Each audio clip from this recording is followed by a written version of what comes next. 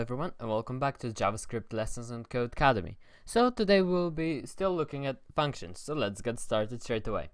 So far we've only looked at functions with one parameter, but often it is useful to write functions with more than one parameter. For example, we can have the following function. So you can have a function called AreaBox, which gets a parameter length and width, and then you can multiply those two to maybe get the area of a square or a rectangle, or maybe even a parallelogram if that's the height, if the width is the height, for example. And this can be useful in things like I said before. So with more than one parameter, we can create more useful functions. To call a function with more than one parameter, just enter a value for each parameter in the parentheses. For example, AreaBox, and then in the parentheses you have first parameter, comma, second parameter. Would you return the area of a box with a length of 3 and a width of 9, which is going to be 3 times 9, 27 units squared. So what we need to do is write a function called perimeter box. So var, let's spell this correctly, hopefully, and it is a function which takes in length and width. So we use a comma there, and then curly brackets, and then in here it should have two parameters. So our two parameters are length and width. One formula for perimeter is length plus width times plus width. Call the function and pass in any value for length and width you like. So what we can do is return, and we can just return that basically.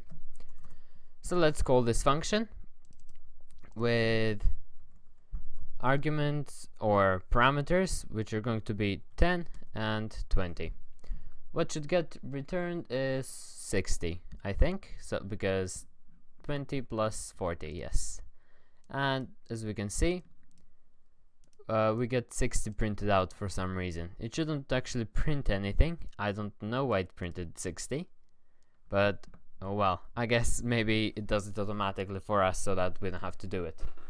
But yeah, 60 is returned by the function. So let's move on. Global versus local variables.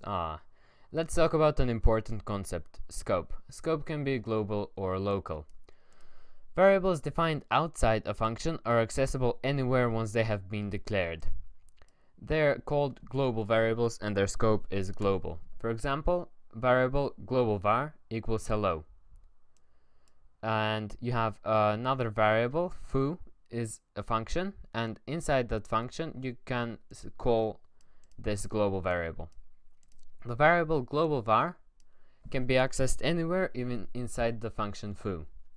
Variables defined inside a function are local variables. They cannot be accessed outside of that function.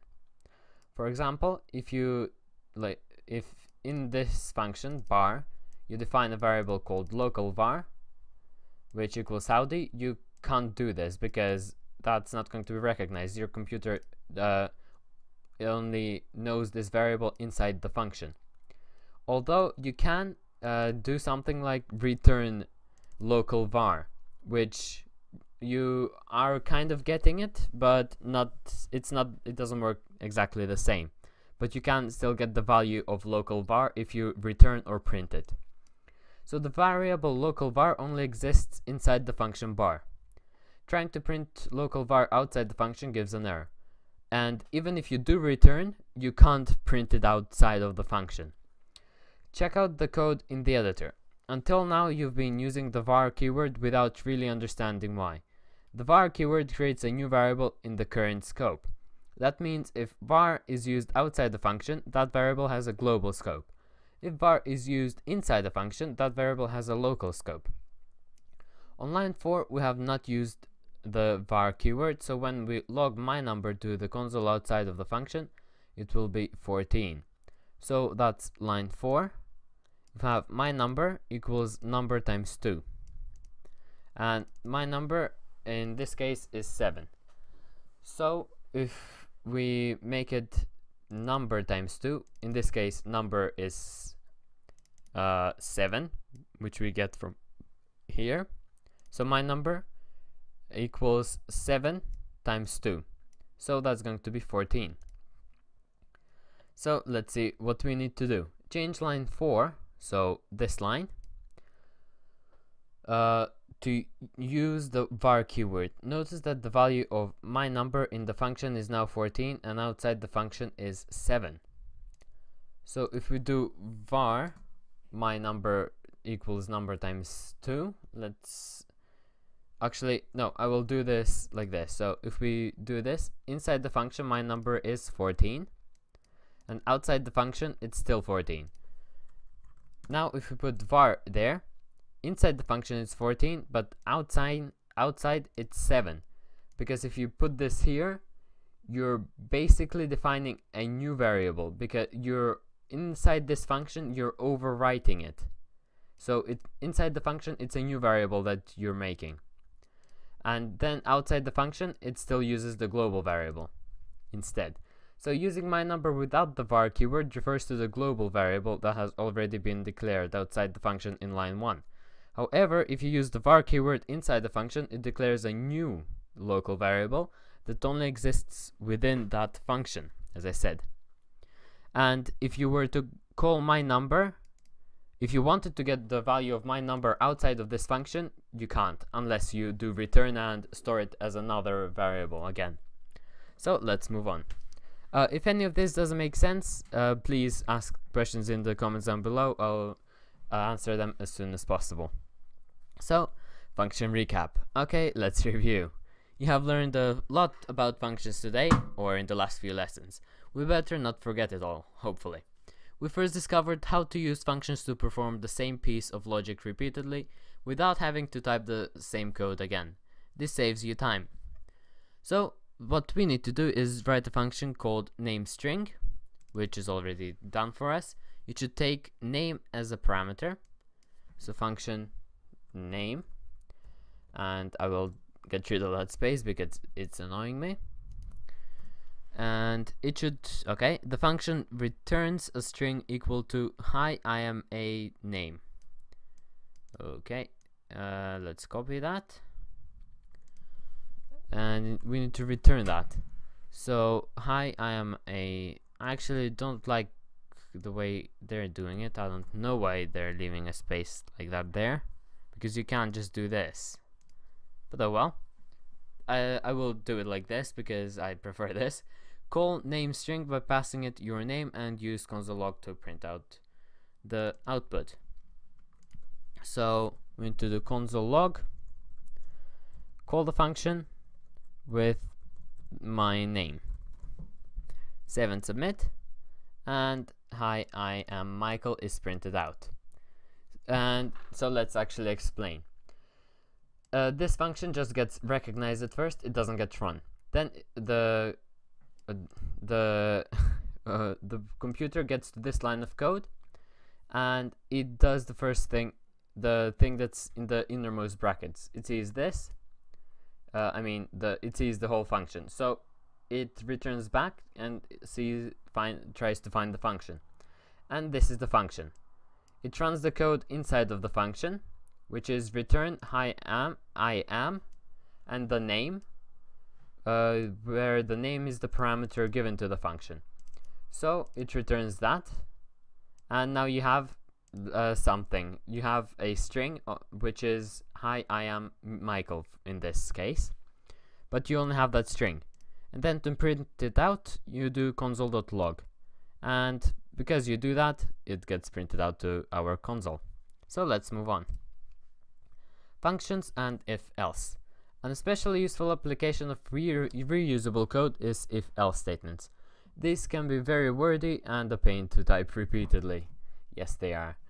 We're going to write the function that checks how many hours of sleep a night you're getting. Inside the function will be an if-else statement. We want the function to check many different numbers of hours to see whether a person is getting enough sleep. So we need to write a function named sleepCheck. Let's do that. Not sleep, sleepCheck. Here we go. Did not mean to do that. Inside the function, write an if statement. Oh, oops, I forgot to do the num hours parameter. Okay, inside the function, write an if statement where if the number of hours of sleep is greater than or equal to 8, the computer will return you're getting plenty of sleep, maybe even too much. So if number of hours is equal to or greater than 8, greater than or equal to 8, then we need to do something. And let's not forget the parentheses. I'm not used to putting them there because I mainly program in Python. And then else, there we go. So if that, then we need to do console.log, and we need, or no, not console.log, we need to return something. There we go. Otherwise, if the number of hours of sleep is less than 8, have the computer return get some more shut eye. So we can just copy that and paste it. There we go. So then call the function with different hours of sleep. So let's do sleep check, and let's call it with 9. Oh no, we need to call it with 10. Let's actually read instructions. Call the function with 10 hours of sleep, like that. Then we need to call it with 5, and then with 8. So you're getting plenty of sleep, maybe even too much. So that's fine. Let's reload and try 5. Just because the task requires us to do. Now what should get printed is get some more shut eye. And that's correct. Now let's try again and do 8. Now because we've done greater than or equal to, this should still get printed out just like our first case, and that is what gets printed out. If you do just equals to, then it's going to only print this line of code or execute this line of code only when they've slept for 8 hours. If you do only greater than, then if the number of hours is more than 8, so 8.1 or 9 or anything above 8. But if it's equal to 8, then it's going to tell you to get some more shut eye. So that's why you need to do greater than or equal to. So let's move on.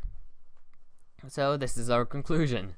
So congratulations on finishing this function course. Hopefully you can see how powerful functions are and how they can be used in many contexts. So with your newly acquired knowledge of functions, let's go build a rock, paper, scissors game next. Click save and submit code to get started.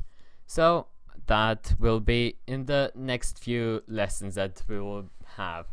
Hopefully that's going to be a lot of fun. It actually sounds like a lot of fun because you need to have a function maybe for you definitely need to have a function for comparison is one of things. So stay tuned for that.